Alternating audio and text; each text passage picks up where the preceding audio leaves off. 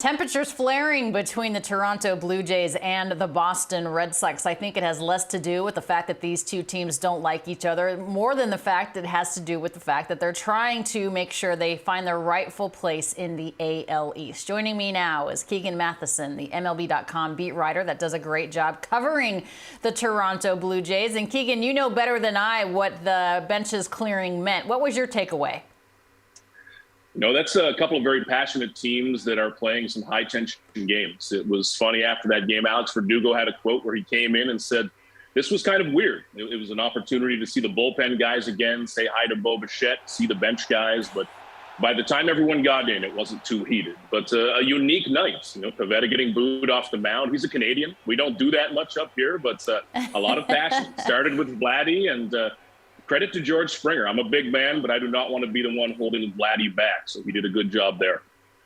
Yeah, I don't want Vladdy Guerrero Jr. being involved in any sort of brawl either if I'm the Toronto Blue Jays. But you can understand the fact that while Toronto doesn't claim to have the same sort of rivalry that the Red Sox do with the Yankees, this is a Toronto Blue Jays team that means business, and they're a lot of fun to watch, but they're also a formidable club as well. Where do you see this team going moving forward? Yeah, we're seeing those relationships between the Blue Jays and Red Sox, even the Yankees earlier this year. These series feel a bit different. It will never be Red Sox-Yankees, but there's something there. And this division is a nightmare for teams. I'm sure each team would take their first ticket out if they could, but for us, it's fantastic. It's a lot of great baseball. And coming into the Rays this weekend as well, 5 games in 4 days, which is another grind for this Blue Jays team. But even the Orioles at the bottom of the division are playing better than a lot of people have given credit for. So it's a tough division. Charlie Montoyo likes to say it's good playoff preparation. I'm sure the Blue Jays and a lot of these teams would like an easier road, but you're not going to get a better postseason prep and dress rehearsal than the AL East. No question about it, and probably 4 teams from that division will be heading to the postseason. However, when you look at the postseason picture, Keegan, the Yankees don't seem to be losing anytime soon, and the Blue Jays find themselves about 13 and a half games out of the division. At this point, is their focus a wild card spot, or do they still think they can make up some ground against the Yanks? Everybody's going to believe, but I think you have to be realistic at this point, and it has to be frustrating for the Blue Jays and the Rays and the Red Sox to keep winning, to be playing 10-ish games above 500. And you look up at the end of the night and you think, where is this Yankees team at? They're playing such a good brand of baseball now. And, you know, the Astros close in the AL, but the Yankees are at a completely different level. So I think it's going to be a very crowded AL East postseason. That's the way it's trending towards right now. We'll see if another team creeps up in that wild card race and makes it a bit more interesting. But this is an AL East playoff race, really, at this point. Unless something really happens to the Yankees, I think the Yankees would need to help out in that pursuit because it's already a pretty big deficit, which, again, strange for a couple of teams playing some very good baseball. When you look at the top vote getters in the American League for the All-Star Game, Keegan, you see 3 of the Blue Jays are on that list. You have Bo Bichette, you have Vladimir Guerrero Jr., which I think most people can see that. But then you have Alejandro Kirk. This man is my spirit animal. I love the way he runs the bases, and obviously he is a very good hitter. What's made him so special? National hero, Alejandro Kirk, here in Canada. It's been a long time since a player became this beloved. And he is such a unique baseball player. You know, we've talked to so many of these guys on the Blue Jays who have played with MVPs, Rookies of the Year, comeback players. Alejandro Kirk is different. He almost never strikes out. He puts the ball in play so often, which really complements this lineup. And if you were to line up 100 baseball players on a field, are you pointing at Alejandro Kirk as a top vote getter? No, absolutely not. He is so unique in what he does. And one thing that I was wrong about entering this season was his defense. It's really exceeded all expectations. Not just good enough, but being a plus defender at times back there behind the plate. Really loving the pitchers that he's working with, good against the run game. So it's been an incredible turnaround, and still just 23, which even I forget covering Alejandro every day. He is so mature and does seem to see the game at a different speed. We say that a lot. It's vague. But Alejandro was up there, and every fastball looks like it's 70 miles an hour to him.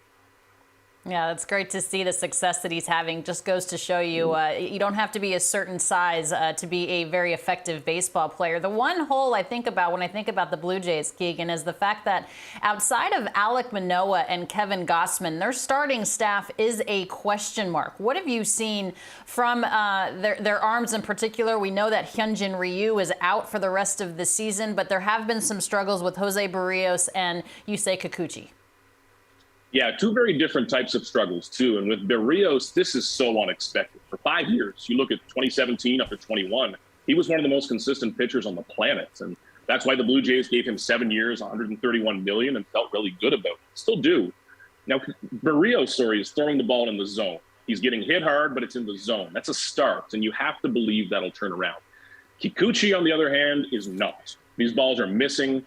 He is being nervous with that fastball usage, going to the slider instead, and looks like a pitcher who is looking for himself on the mound right now. And when you're doing that in the AL East, it's not going to go well. We've seen that in the first inning and second inning far too often. Now, he's starting out a series tonight against the Rays. Again, 5 games in 4 days.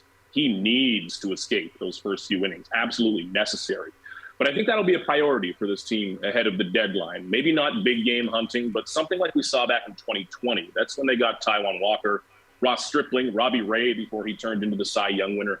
Some depth moves to kind of shore that up, because this team needs to be able to rely on the rotation. Doesn't need to be a superstar, but as long as they can get them through a few innings, this lineup is more than good enough. You know better than anybody that you guys play very close games. I'm sure as a writer that kills you a little bit because your narrative has to change as the inning goes on. But I want to talk about the fact that they lead the majors with 1-run contests. That can only bode well in the postseason when you figure they're going to be close games. Do you view that as good prep? I do. If we are 75 games in or so, I've written 200 game stories. Most of them have died on the page at this point. It's always late. It's always changing. And that's exciting. We've seen a lot of walk-off wins lately, a couple of them being flatty. And that's something that the Blue Jays weren't as good at last year. And so much of that comes down to fundamentals. Sometimes you don't need to be the team that wins. You need to be the team that doesn't screw up.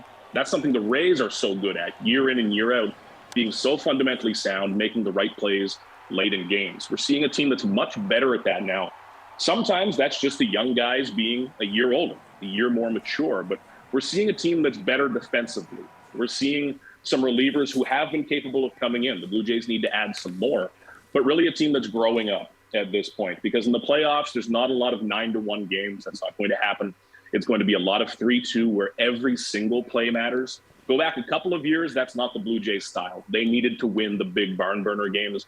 Now a little more capable of those small, close games, which is every night.